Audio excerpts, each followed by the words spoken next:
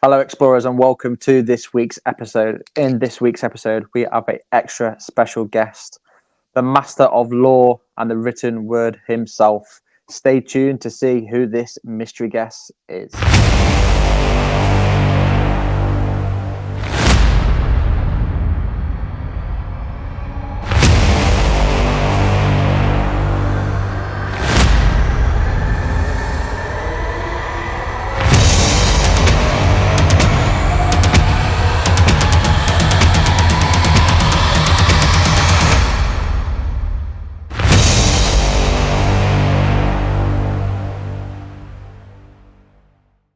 Hello, everyone, and welcome to this week's episode. This week, for me, has been really quiet as I've got the mobility of C3PO walking across Tatooine and the speed of a Bantha.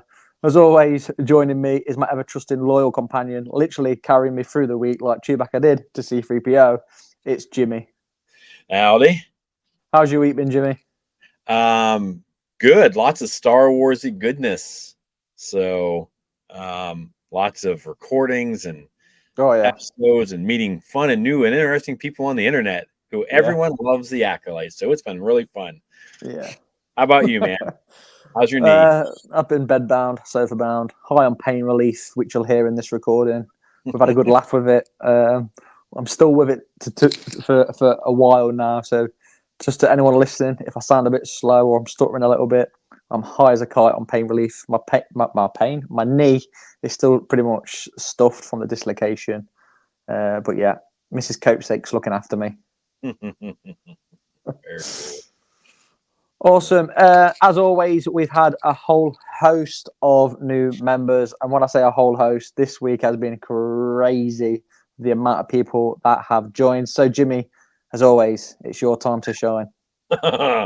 Shine is, okay. That's one way to look at it. That's a certain point of view. So, so everybody, thanks for joining. I'm going to run through this. I'm going to mess them all up. So first we got Hawk_Skywalker, Fly Guy, Galactic Factotum, Bamilda, Katya House, Katie Beall, Brittany Arndt, Darth of War, Chloe XDX, The High Republican, Noah Powell, Fernholz Jorg, apologize, Omar Solorio, Bobby Jamyet, Stuart P. Morrison, Mohammed Tabor, Kyle Kowalczyk, Matt Smith, Jordan M. Phillips Dickerson, Kevin Doris, Robert Neal, Justin Latham, and Joe Mick 16. And we want to say welcome to all those people. And I do want to talk about this real quick as a disclaimer. We have had our numbers really bounce up because we have been talking to people on some sites that have not been, they have their opinions. Everyone's allowed to have your opinion about everything Star Wars, about everything in the world, but haven't been expressing themselves in probably the most politically correct or just in a polite fashion, I guess. I don't know what the word I'm looking for is. A grown-up fashion. Well, yeah. So a lot of these people have been invited by us and have found us because we are a place that's going to want to hear everybody. And as long as you can defend what you think and you're open-minded, because I just had a long chat with somebody. We'll talk about it in a little bit, but he kind of changed my mind on some things before, not on Star Wars stuff, but so just remember that our community, we are not the community that's like, well, you don't think like us, so we don't like you. Like, we want everyone to come together. We want everyone to have their opinions. It's going to be a safe space though, but please join us on all of our socials and in our Facebook group because we are growing. And I just, I kind of want to put that out there. We're not going to spew hate. Even if we don't like something, we're not going to try to make you dislike it. Everyone and every type of person is welcome here at Explore the Force. All right. Sorry, well said, Jimmy. Yeah. As he said, it's a safe haven. Say what you need to say. Make sure it's positive. We're not here to spread the negativity. As always, as you can see now, running along the bottom on our little fancy banner. Again, thank you to everybody. If you'd like to join, it's Explore the Force, all one word, on Facebook, Instagram, TikTok, X, Threads, and YouTube. And please remember to subscribe on the YouTube as it is helping with our numbers. Now then, let's dig into some Force encounters.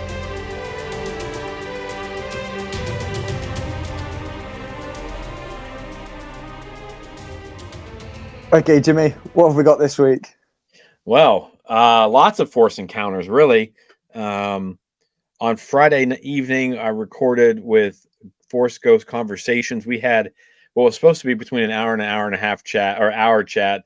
Well, I think he wanted like 45 minutes. We went an hour and a half talking about episode 3, the Acolyte, kind of diving into some of the historical stuff of it, some of the things that were happening that are happening online, and some of the real world implications. So that was a lot of fun to get to sit and chat with Anthony from Force Ghost Conversations. So I believe that came out today, or it came out on Sunday, the 16th, on Father's Day.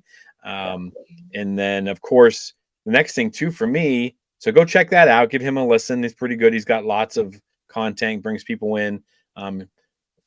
Really good at analyzing some things. And my next thing too is, today here in the States, we record on Sundays, is Father's Day.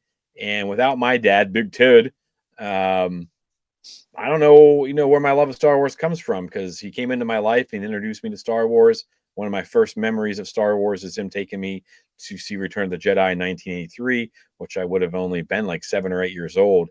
I'm not that old. So just want to give him a big shout out, say thanks, Dad.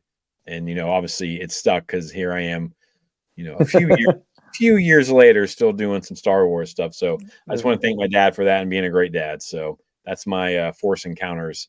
I know there's more, but those are the ones that popped into my head right now. There's always loads more. Obviously, like Jimmy said, happy Father's Day to everyone that's celebrating it, to all the dads, stepdads, anyone that's a father figure.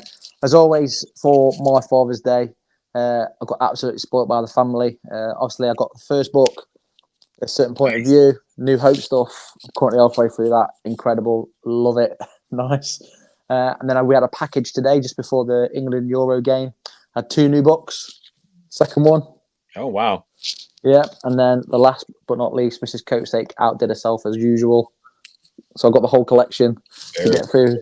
Because my Force encounter this week is literally, and you'll see it in the script, Jimmy, is literally reads books upon books upon books upon books. Because all I've been doing is reading books because I'm bedbound. I've almost finished Darth Plagueis. I absolutely rate that book. Love it. Absolutely rate it. And I understand why people are upset right now, but because that book is so good and they want it to be canon, but pump the brakes a little bit. Yeah, it leads nicely onto the Acolyte stuff as well, I think. Beautiful, perfectly. And I've had a Return of the Jedi, like a Pictionary information sort of book with loads of artwork in as well, and behind the scenes stuff, which I'll post some pictures online. And that pretty much wraps up this week's Force Encounters.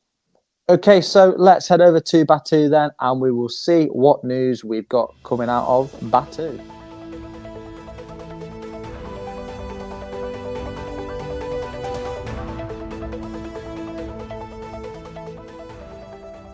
Okay, so not much news this week. Well, one of the standout news that we got was about Andor Season 2. We know that there's been quite a few reshoots of Andor down in Bristol, and also the actor that plays Bix, Adria Arjona, has also pretty much confirmed that it's going to be coming out in 2025, which we kind of knew anyway. But yeah, bit of interesting news. Some reshoots being done down in Bristol.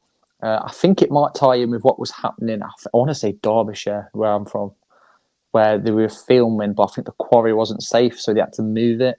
And if you remember that, Jimmy, from quite a while ago. Yeah, that was like forever ago.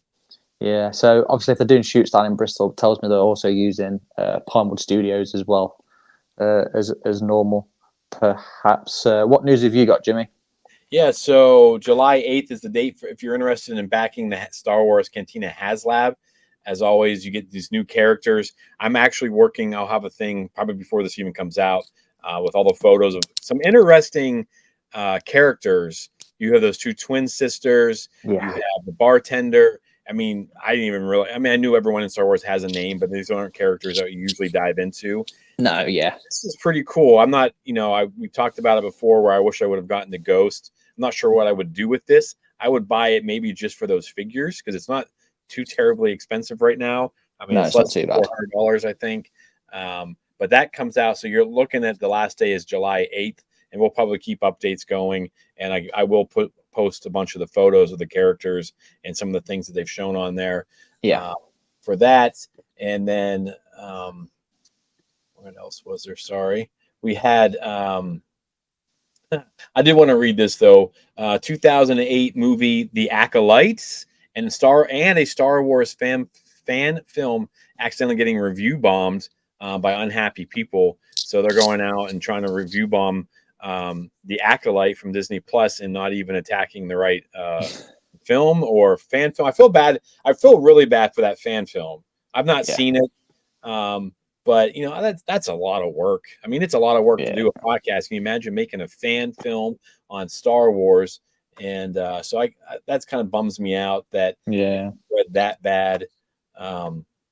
But it, you know, it is what it is. And of course, we've got the there's one more bit of news I wanted to see. Oh, Star Wars Young Jedi Adventures returns for season 2. So that's out there. If you love your season, if you love your Young Jedi adventures, I can't say that I've watched all those. Maybe one of these days, if I blow out my knee, I'll watch them all too. Yeah, no. I've watched, I think, 1 or 2 episodes with my daughter. I tried to get her into it, but she weren't interested. Yeah, they're pretty cute. Yeah. In other news, and this is quite disappointing, if I'm honest. Atomic Mass Games, they are now discontinuing Star Wars Armada and Star Wars X-Wing. Essentially, it's a tabletop game. The models come pre-painted. All you got to do is put the models on the table, roll a few dice, and have a few measuring sticks, yada, yada, yada, but you're away. It is quite disappointing, if I'm honest. However, what I will say is X-Wing and Armada have been around for, I want to say, 15 years off the top of my head. So they have been around a while, but it is disheartening that they are going to discontinue it. I can sort of see to an extent why, but there's still so many ships out there they can use and keep bringing them into production. It is upsetting. Content, you know, like every time they have a new ship, maybe these dumb ships from the Acolyte that I don't like so much. It's just, you know, but in all seriousness, it is kind of a bummer for a big time gamer. It is big time. I've got a lot of stuff. There's people out there who've got more than me, and then, you know, you look at the other games that have been released at the minute, like Star Wars Shatterpoint, Star Wars Destiny, the card game. It happened before, not Destiny, sorry, that was the old one. God, what's the Star Wars card game now? Unlimited? Destiny.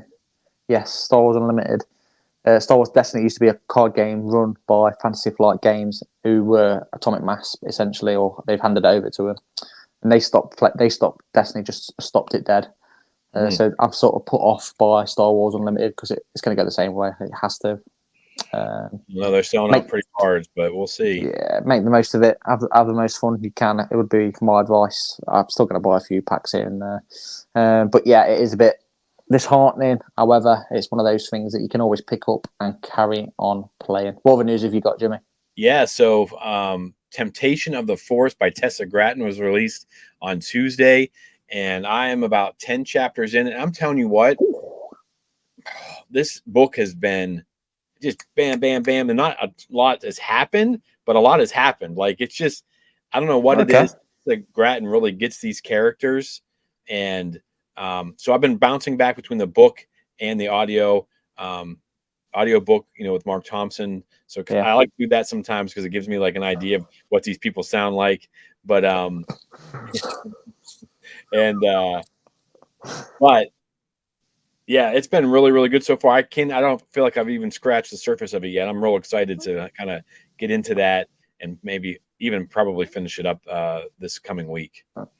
Nice. And that pretty much wraps this week's news up nicely. And also, speaking about authors, leads us nicely into the main show. Yeah, it kind of does, doesn't it? Hello, explorers, and welcome to the main part of today's show. Now, today's guest is a legend that hails from the best country in the world and is a massive Star Wars fan, a Doctor Who fan, and has also been known to dabble in Star Trek Lego at his own peril.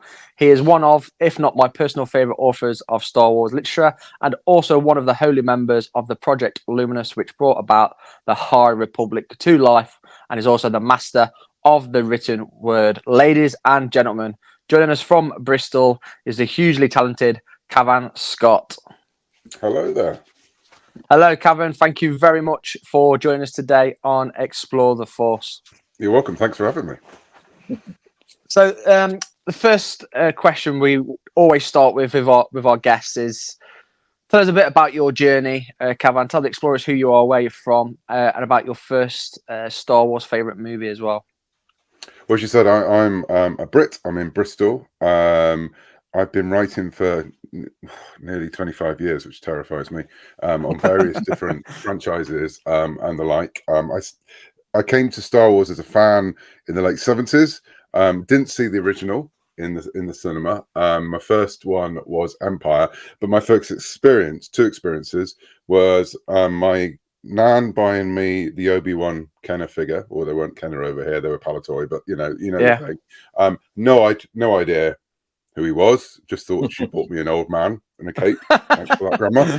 And then I soon became aware of Star Wars very quickly.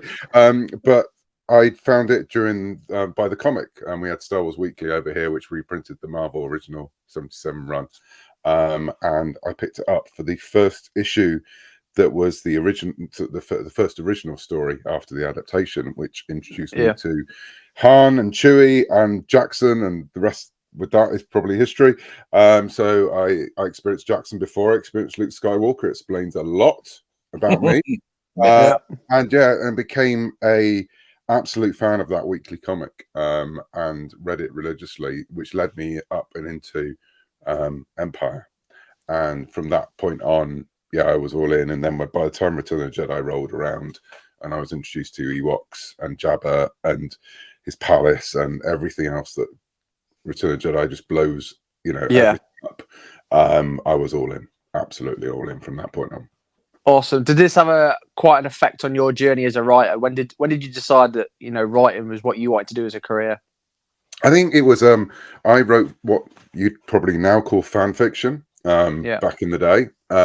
So I always wrote stories, usually mashing up my favorite things, whether that was Doctor Who or Star Wars or Batman or James Bond or whatever. Dreadful things that I hope will never see the light of day again. Because some of them were published. I sent them off to fanzines back in the day of fanzines, when people used to photocopy things and send them around to each other. And that really got me the bug. And so I started writing more and more for fanzines and fan clubs for various franchises, including Star Wars. And eventually sort of like left university, got a job in a magazine company here in Bath, which is down the road from Bristol. And it went from there, really. And it was Doctor Who that got me into actually writing professionally fiction. This was before the show came back. There was a chance in sort of 1999 to write for a new audio series of Doctor Who with the original actors. That was being produced. I said no one thought the show was ever coming back, so a company got hold of the original actors and the original companions. And I was lucky working with a friend, Matt Wright, to get a script through the slush pile there. And it sort of went from there, really, and to the point that I began to do more and more of that kind of work, and less of, I should have been doing lots of magazine work because that was my actual paid job. But I think in my mind, I was doing more and more of the other. To eventually I got to the point where I could jump and do this free all the time, which was amazing. And it is amazing still to this day. Nice. Okay.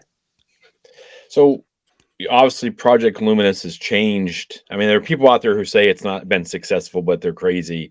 What was it like getting selected for Project Luminous? Because you always hear actors, they get called in by Lucasfilm. They're not sure what they're doing. They get called in like, hey, you're going to try out. Like, what was the process like for you to get selected for Project Luminous? Obviously you have lots of, Doctor Who and Star Trek and things like that as well. So is it just based on your resume? Do you have to kind of like go out there and fight for it? On the successful bit, it always amazes me when people say that, because it's like, do they not know how capitalism works? If it wasn't successful, we wouldn't have, how many books are there now?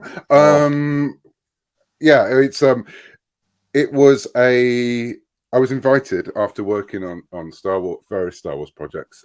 So I'd been working mainly in the sort of the kids fiction area in Star Wars. I came to it through a series called Adventures in Wild Space, and then I helped launch Star Wars Adventures with IDW, which was the all-age kids comic. And so I gradually been getting more and more work, and I connected with Mike Seglain, who was the publishing director, and we got on really well. And he liked what I did, and we had a lot in common from an interest point of view. And so at San Diego Comic Con, I was invited out for breakfast with him, and I went armed with all these pictures of what I was going to pitch to him. I think I was going to pitch an Ahsoka miniseries. It was all the kind of stuff that I'd been doing. Yeah. And he sort of stopped me before I even started and said, well, what we're going to do is we're going to relaunch the EU, which I got very excited as an old EU fan. What he meant was not that they were literally relaunching it, but they were going to start doing new original novels set, in eras that weren't connected to the TV shows or films, as it was then. But you then had to sit through 10 minutes of me going, why we should just continue with the EU. And he sort of said, well, this is what's happening. We've got a plan of like 5 people come together. Do you want to come out to Skywalker Ranch? I was like, no, not at all. Yeah, of course I wanted to go to Skywalker Ranch. He said, right, you need to commit for 5 years, more than 5 years probably. And we're going to be doing all these different things, and you're going to be doing a week in Skywalker, and I can't tell you who the other people were, because unbeknownst to me, he was asking everyone else that week as well. I think I was one of the first people he talked to, so he was sort of ticking us all off the list. Nice. And we all said yes. I think the people he asked for, the original 5, but we still didn't know who each other were until we pretty much left for California. I think it might have been a day or so before we flew out that a list came through of who the other people were. Wow. And I breathed a sigh of relief, because it was nerve-wracking. I mean, it was nerve-wracking anyway to be invited to do this, because my imposter syndrome was firing on all cylinders. I was going, he's made a terrible mistake. I'm a sort of lad from Bristol who likes playing with toys. What's he doing, giving me this kind of chance, working with these other people? And I was like imagining all the worst case scenarios. And so add on top of that, not knowing who I'd be working with or whether I'd be able to work with them or any of that situation. It was quite terrifying. The list came through. I realized that I knew them all. I'd met them all. I didn't perhaps know some of them as well as I did the others, but I'd read all their work in Star Wars. So I had an inkling that actually, this could work. This could be 5 people who could come up with something.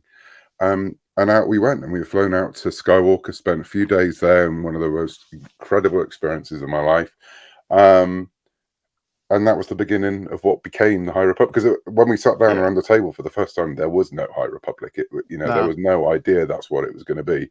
We were just told to create a corner of Star Wars. And so it sounds really simple when you say it like that, but that's it was also really intimidating and terrifying and scary. And because of all my years of reading the comics and the novels and standing on the shoulders of the giants, that's what it felt like. It felt like I can imagine. Did I deserve to be there? Could I do, would I just be repeating what's gone before? Would it be worse? Would it be better? Who knew? But yeah, that was the sort of humble beginnings of it. Yeah, well, I can say that from the start till this point, and probably going forward, more than likely, it's, we appreciate the hard work you and all the others have put in, and you can tell that you're very passionate about it, Cavan, and it shows in all your books. I think one of the first books that I read, or not read, listened to, was an audio book, Dooku Lost. That was my very first audio book, and that was my favourite. And that is probably still my favourite audio book that I've listened to, purely because it was all different voice actors. The story was gripping from the start, the development of the characters. I'm in the British Army, so I'm driving to and from camp week in, week out. So for the first probably week, 2-3 weeks, I've got this story in my head constantly building, Friday, Sunday.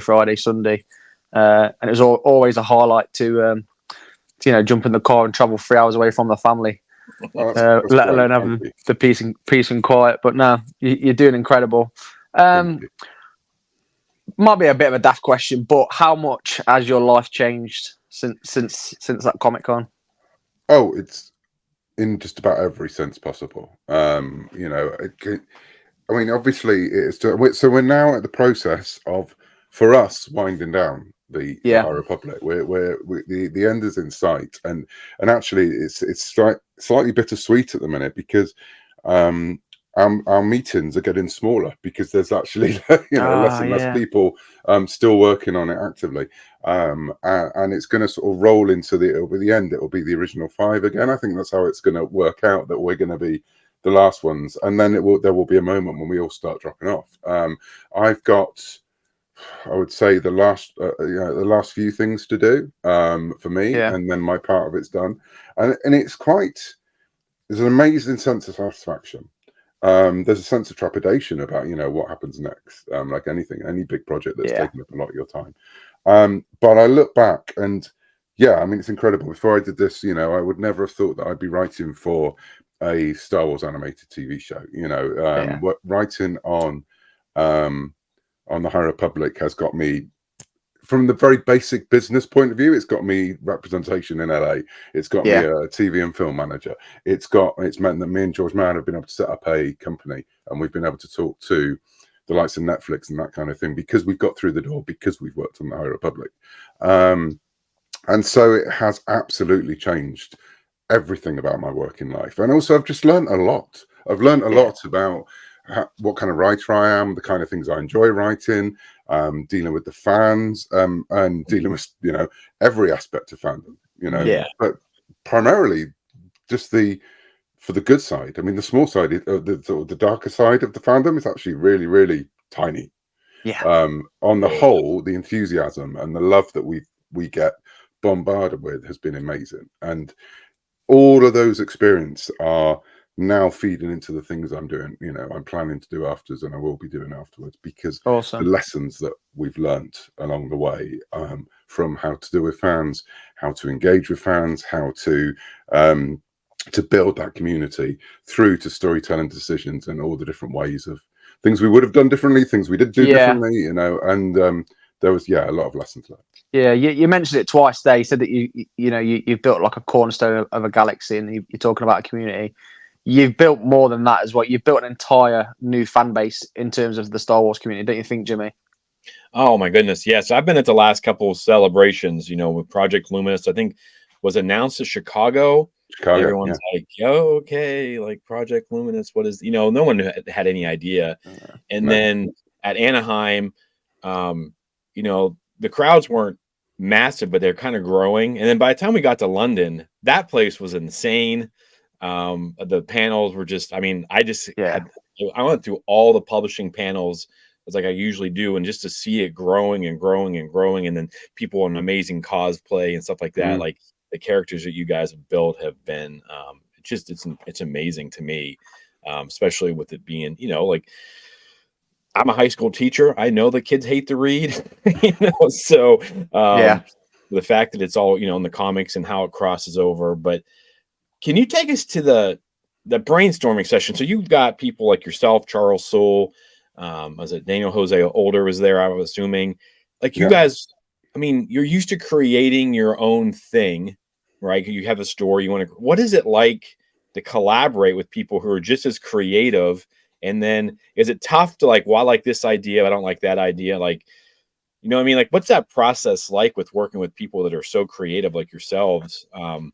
You know, just how did it work? I mean, was there like, you know, it seems like through all the panels, like you and Charles kind of are like the godfathers of the you know, of the project, and they kind of like you probably like to think we are. I don't think I think, well, so the first week was more we were all pitching our own ideas of what it was going to be, you know. So we had a discussion about what kind of things we could do, what kind of things we couldn't do, because of things like, I mean, I remember we pitched Baby Yoda, and we were told in no uncertain terms you can't do that, and then they explained why, and we all got very excited.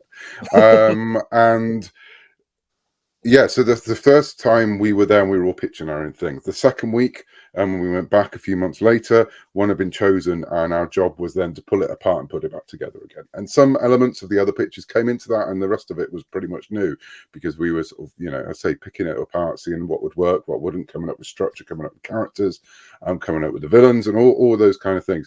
I think I don't think I could say we were incredibly fortunate, because Mike very carefully put together who those 5 people were. You know, he knew. Mike Seglain, the publishing director, he knew what each would be bringing. And I don't think, no matter how much, I think me and Charles just talk more. But you know, it was definitely a 5-way collaboration. You know, and it has been ever since, and then has grown as we brought the other writers in. You know, and pretty much since that point, every 2 weeks we're all on a Zoom call, and you know, so it has become we're talking every day on Slack, we're talking every day on emails, you know, messaging, and it's definitely become a shared universe in every sense of the word. And we all have our little areas of it, but sometimes clash up against each other in the best possible way, because that's when the exciting things happen in storytelling. But yeah, from sort of that first week of actually digging in, so the second sort of summit, if you like, I was amazed how easy it felt that we were sort of, bouncing off each other in the right ways. And sometimes that was literally bouncing off an idea someone else came up with, but then, as I said, it would lead to something better. So yeah, it's been really, really satisfying to see that happen. And then to feel when we had the other authors, because it soon became obvious that we could not do everything, nor that we should, because it was growing. And getting back to my earlier point about the number of books, we had more and more different parts of Disney coming and saying, we want this, we want to do that, we want this kind of storytelling, we want that kind of storytelling. Young Jedi Adventures was suddenly coming along, and the Acolyte was on the horizon. So it was obvious we couldn't do all these things, so we needed to bring people in.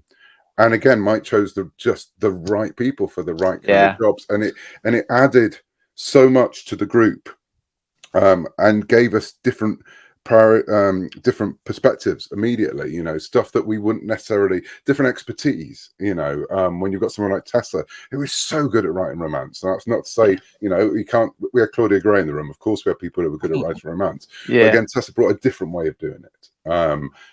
You've got Lydia, who's a literal doctor. She was bringing a medical knowledge that none of us had. I mean, we had Daniel, who was a paramedic, so we had some, and we did. And outside of Star Wars, I wrote a comic series called The Ward, which was a medical drama for monsters.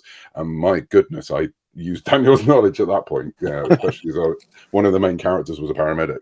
But again, Lydia coming in has brought something in. All of those people, and Zoraida, and everyone who's come in has brought something new. And of course, personally as well, George Mann, who's one of my best friends, we've got business together. Again, that was someone else that I could bounce off, and I knew exactly how George thinks, and I knew what we could do together. So yeah, it was it's all, get down and hail Mike Seglain, because he was the one who saw how this would work. And we always joked at the beginning that he was our Nick Fury, but absolutely he was putting together, he just needed the eye patch. He was putting together the group of people that he knew we needed to tell for this kind of story. Yeah, I've heard it the same as well with something called the Horus Heresy series. Like, again, a bunch of talented authors. Dab Abnett, a big fan of his work. And getting all these authors in one room is not easy. And you guys definitely pulled it off. And you spoke about it there, where all these different authors, you've all got your expertise, your experience. My son's got dyslexia, hates reading, but I've given him books from the Rise and Storm. It will take him about 6 to 7 months to read, but he will read it because it's pulling in. Oh, amazing. So, even the younger adult stuff, the comic stuff, it's working for everybody. That, like you say, Jimmy, people don't want to read or don't like reading, but it still draws them in, because at the end of the day as well, it's Star Wars, so they've got that aspect. And then, you're chucking everything else on there, and it's drawing people in. You've wrote no end of stuff, Cavan. We could be here all day listing off. Again, it's not even just Star Wars that you've done. There's no end of work that you've produced. But in terms of Star Wars, what's been your favourite book that you've done, or piece of work that you've done? It's so hard. It's so hard to choose now. I mean, the High Republic as a whole, I'm incredibly proud of. And I love those moments, like we said, when people come up to me and say, oh, I read because of this, or we have people come saying it's given me a chance to connect to my kids in a way we haven't. There's people literally in relationships because they met at book groups when they were discussing the High Republic. It's insane. I mean, I think the outside of the High Republic, let's sort of remove the High Republic from the table.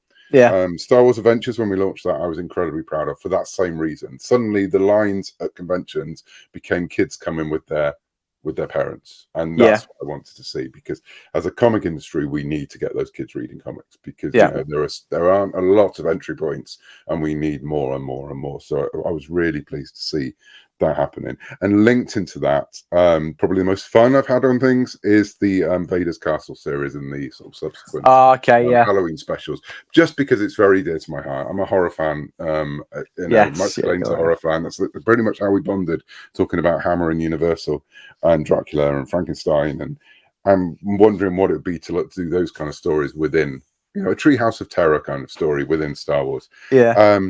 And again, we're collecting this year the sort of first of the Vader's Castle series together into one big omnibus, and to see it is one big unit of all those kind of stories. And to hear again people saying, "Oh, we dig it out every Halloween and we read them," and that's an amazing feeling. They're class. A tradition, and because I have traditions of I do every year at Christmas and things I read at Halloween, so to be part of that, I think, whatever happens, I think when you're writing for something like Star Wars, you just want to be able to add something. There is going to be people after us. There's going to be people after me writing Star Wars, but I've added little bits to the tapestry, and I think that's the important. I haven't so far hopefully broken the tapestry, so no one has to stitch it up in a different way. But it's that case that one point, like I spend all my time going through my Star Wars encyclopedias and all the books and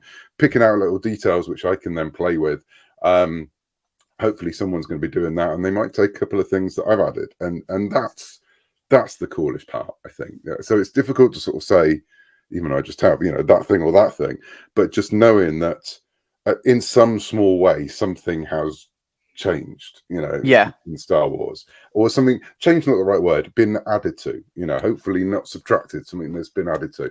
Even like seeing the Acolyte and seeing the robes, and remembering what it was like when we were talking about what would the Jedi look like in the High Republic, and the gold and the silver, and seeing that first episode of the Acolyte when the door opened and people came in High Republic robes, a new version, because again it's moved on, since the era we're writing on. That was an amazing moment, seeing a Vector fly past the door, those kind of, again, the Vectors, we can't say we designed them. They were designed for another film, which we adopted and changed and put into because again, that's all been part of it. They were really generous in opening the archives to us. And I just geeked out for days of going through starship designs and all these kind of things. And in that point, Charles had described this sort of leaf-like thing of, the Vectors all moving like if they're in a swarm, like in a murmuration. And when I saw that ship that had been designed for one of the other films, for one of the prequels, I was like, that's what Charles has just described. And they became the Vectors. So to see that then taken through and a new version of the Vector appearing in the Acolyte, that in itself will then influence something else. And again, it's that thing of, a concept that wasn't used in one thing becomes a part of storytelling somewhere else, and that is changed and becomes a different part of storytelling. And so it goes on. And that's what Star Wars is all about. Like passing the torch, so to speak. Yeah, exactly. It's just to be able to say that I've added a little tiny thing to this thing I've loved for all my life. It's incredible. Awesome. Would you say that, is there a character, like, you talked about adding to the lore and people, is there a character that you've grown super attached to, or that you've created that you want, because people talk about like Dave Filoni's control over Ahsoka, right? And how it's like whatever he says goes with her. Is there a character that you've just grown super attached to that you want to continue writing, or do you just super like your favorite person that you brought into the High Republic, I guess? I think probably it's a mixture of Cavan Scott from the comics, because their story has been so central to my personal story in the High Republic, and knowing they were going to be there from the beginning and going to be there right to the end of my run in the High Republic, they're incredibly important to me. I don't think I'd love to see what someone else would do with them. If they survive, I can't say whether they do or not, but whatever happens, or go back into other points of their lives and write stuff, because again, that's part of the joy of writing for this universe, is that other people will pick stuff up and surprise you. The other character is Tar Yorick, who is the former Jedi. Love Tar Yorick. Hunter. She is. I've ended up writing very stroppy women in women who just don't give a beep. And will do, won't stand up for anyone telling them what to do. And sort of like the Trinity, I suppose, has become Keith Trennis, Lorna D, and Tar Yorick. Lorna I didn't create, Charles created, but then I sort of like adopted along the way. It's been really interesting to me that those have been the characters that I've most So I thought it was going to be Skier all the way, and it's just the holy the probably unholy trinity of those three women have become really important to me. I love Tyoric. Oh, thank you. She's amazing, mate. I love to see animated live action version of a Jedi, not a former Jedi hunting down. Like, that's a TV show in itself, and just all the stuff she's going through. Like, I loved, because we got a little snippet in The Rising Storm, and of course, in The Young Reader, she kind of shows up, and I love the interconnectivity in all those books. I think, like you said, it really brings parents and their kids together. But just more of her. One of my favorite characters, and she's like a little parts mostly in the comics and stuff, but I absolutely love that concept. The idea of it just blew me away, because I've always wondered what happens to a person who leaves the order, because I mean we don't have many of those in lore, and you've kind of showed us like this is what can happen, so it's pretty amazing. It's interesting. I saw a review the other day of the latest run, Slave for Hire, and they were like, she's been really annoying to her. I was like, yes, she is, because that's what she does. She pushes people away left, right, and center. And again, I think it's a theme that has been that's snuck up on me. Those three women, they push people away because they're trying to do what they think is right. And it's through all of this, I've spoken before about the fact we planned it all, and we knew how this was going to end. We knew what the last points were, the last beats for the majority of the characters. So we've been working towards that, but we gave ourselves space to move within that, so the characters could develop. And again, Lorna, I think I'm amazed how much Lorna has resonated with people. Someone who was a complete out and out baddie and sidekick, and nothing. Charles, I think he'd be the first to say when he created her, he thought she was, almost an NPC. She was the character over there who was just doing the work of. That's the feeling I got. Yeah.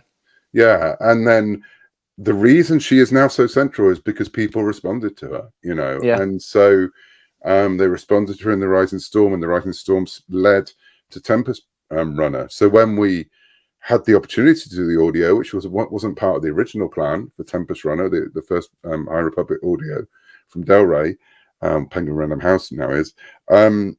Again, it wasn't. It was like the thought was like, well, should we make that Lorna? Because the response to Lorna in sort of the few scenes she had been in so far had been so strong in a way that we didn't really think it would be. And now, she's sort of a major part of what's happening in Phase 3, and hopefully, again, we've got Tempest Breaker coming out at the end of the year, which is the follow-up. It's one of my last jobs is going to be to edit. I've just got the notes in on the script. We need to get it to studio, so I'll be getting into those edits very, very soon. And again, to sort of see, that is purely because of the fans. That is purely because people responded to her. And so it gave us the confidence to run with her. And again, when I started to plan Tempest Runner, I didn't even know if I was going to be able to play out some of the things I was hoping to put in there, which we now are in Tempest Breaker. And so, again, I'd love to see where she goes in the future as well, because that's the thing. The High Republic may be coming to an end in its present form, but it's in its present form. These characters, we know from Star Wars, characters don't vanish. They come back, they change, they develop, they're reinterpreted, they're reinvented. Who knows what's going to be happening? I'd love to see some of these characters in live action.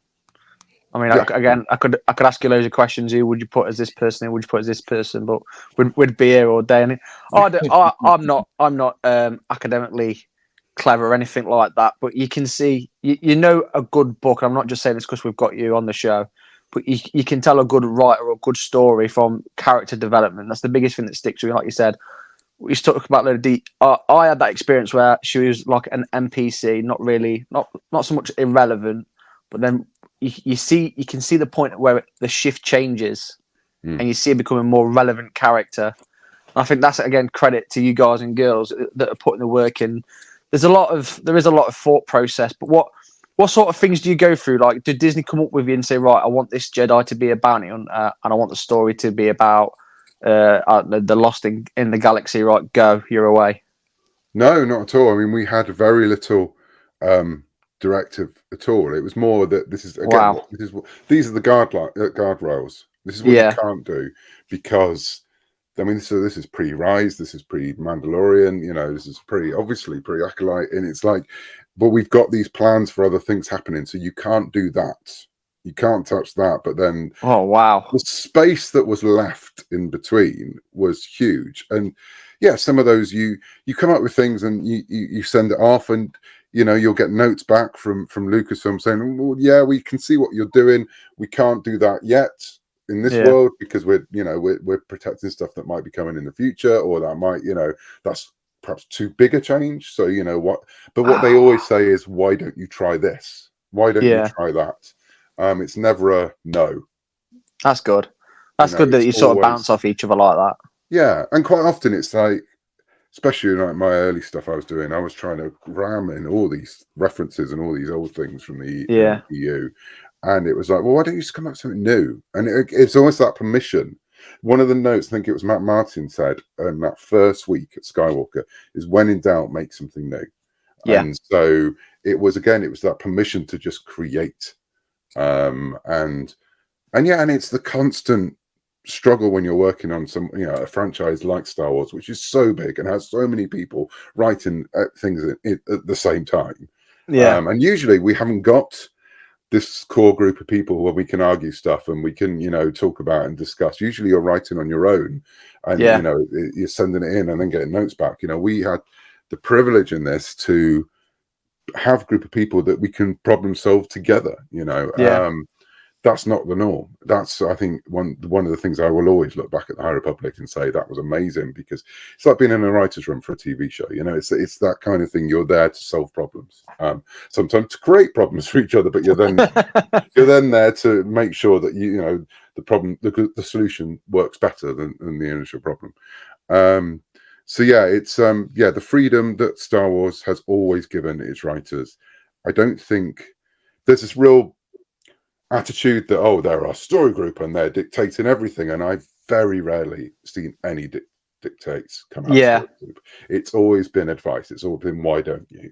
And if it's a case of no, we can't do that, sometimes you have to go, okay, no, we can't do that. But it's we didn't have a you make it sound so easy. Oh, well, it's not. It's not. You know, it's but what it is free, and I think that's that's what we've been all surprised at.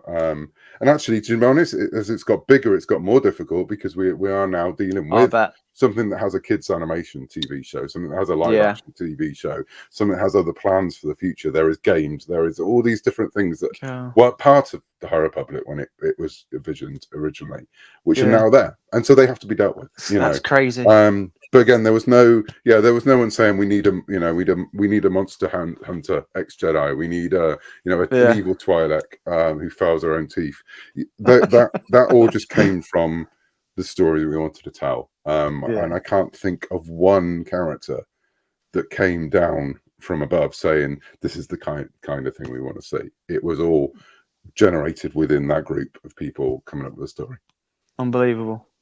Yeah, it's mind-blowing from the aspect that all the stuff that's shot out from it. That just shows anyone who thinks that it's not successful. If it wasn't successful, it'll just be books and be done.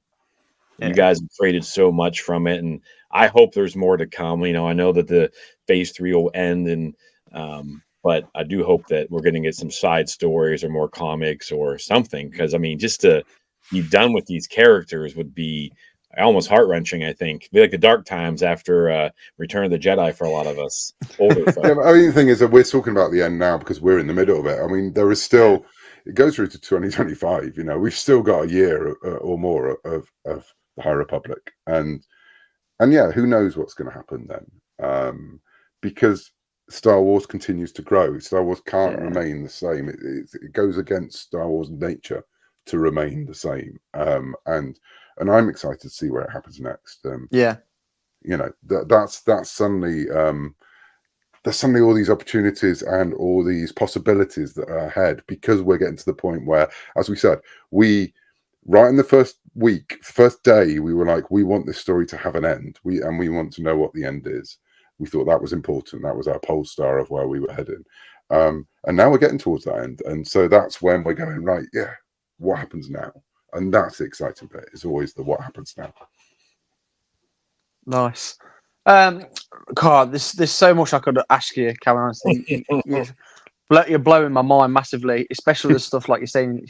That freedom to operate is incredible. I think that's a massive thing. But also, what was also clocked for the conversation is, and I think it's sort of like Dungeons and Dragons to a degree, where you the authors are like the dungeon masters, and us readers, obviously the guys going through the dungeon, and you're giving us the story and everything, and we're telling you, right, we want to do this or we'd like this, but then you're making it happen as well.